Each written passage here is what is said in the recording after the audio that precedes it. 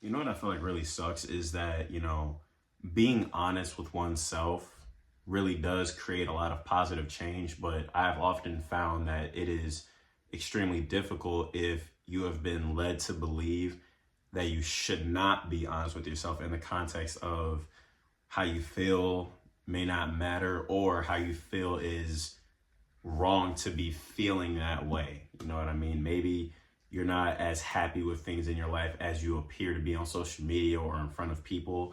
And, you're very frustrated with certain things, but articulating that doesn't feel like something that should be done because the second you do, it's like now people are aware of the fact that this mask has just been bullshit. You know what I mean?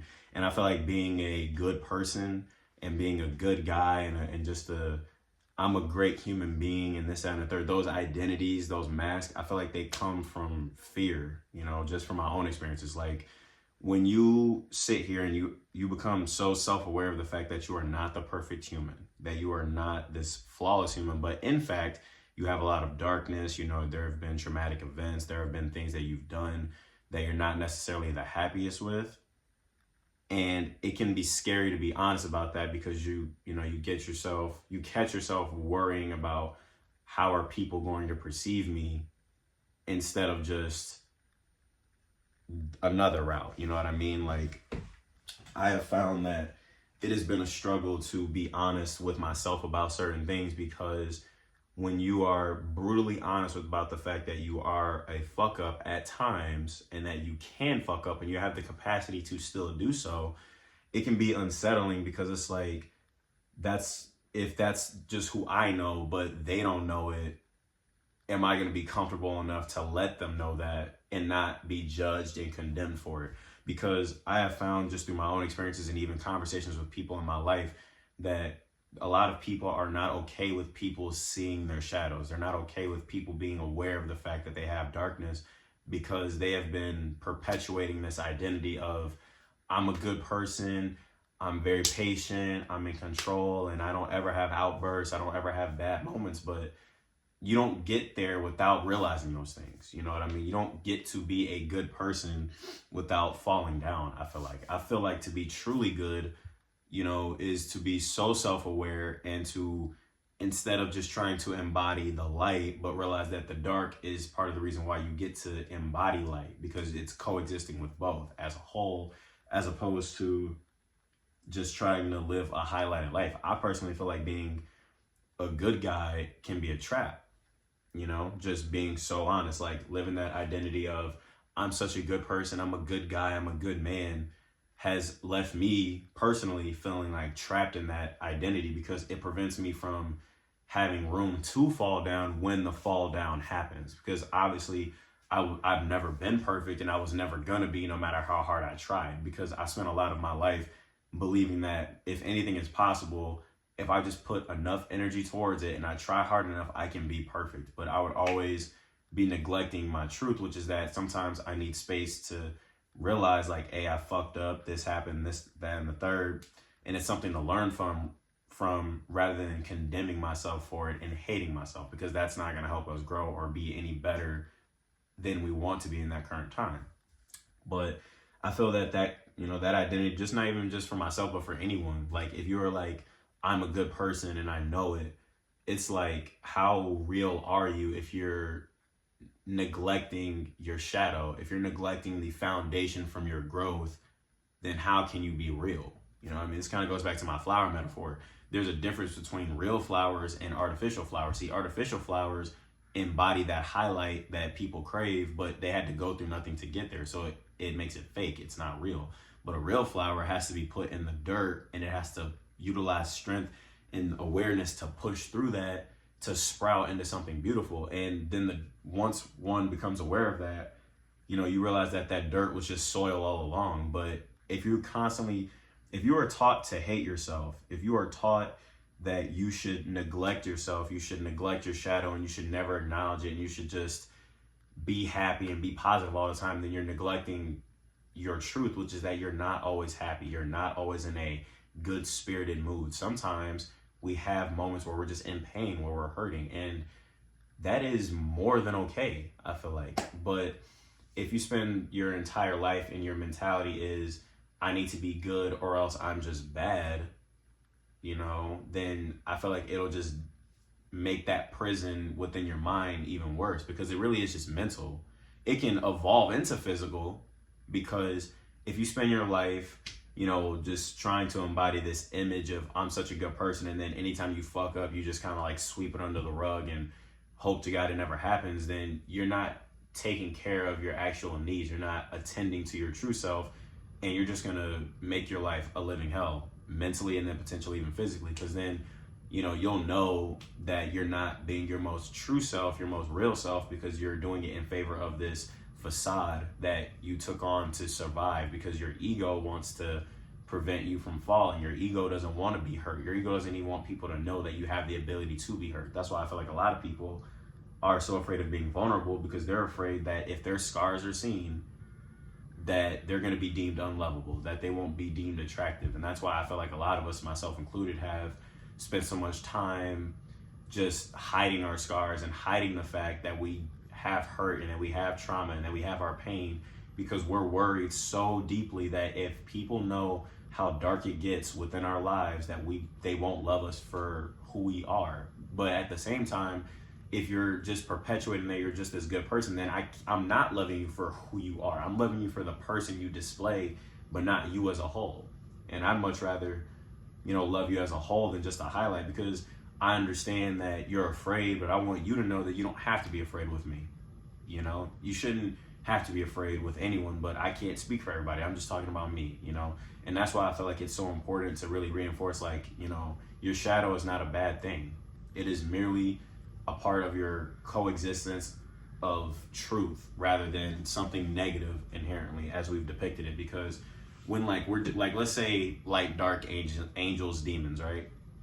I feel like they're kind of just two sides of the same coin, and they have to coexist in order to make you whole. Because if one side wasn't needed, then it would just be a world of fantasy where we're just all living perfect lives and we're all flawless human beings, but that's clearly not how we are. And I feel like getting past that is going to lead to a lot of freedom, but it can be challenging if you're so concerned that people won't love you if they know how fucked up it's been in your life at times, whether it be something you said, did, thought about doing, or had influence over.